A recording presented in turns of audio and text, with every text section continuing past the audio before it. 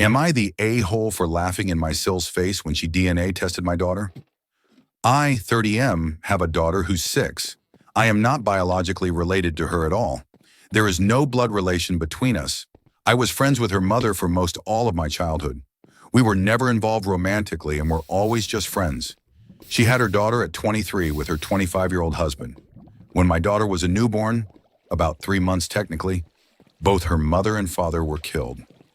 I won't go into too much detail for privacy reasons, but it was workplace shooting.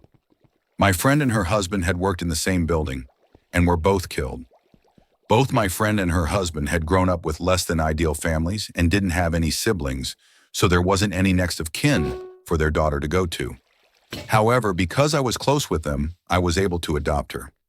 Even though I had been iffy about the idea of kids, I didn't want their daughter to grow up in foster care or around people who didn't have a connection to her bio parents, so I stepped in. My parents and siblings know that my daughter is not my actual daughter, biologically speaking. My daughter, I'll call Lily for the post, also knows that she's adopted.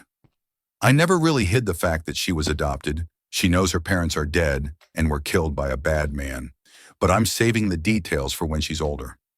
Lily does not look like me at all.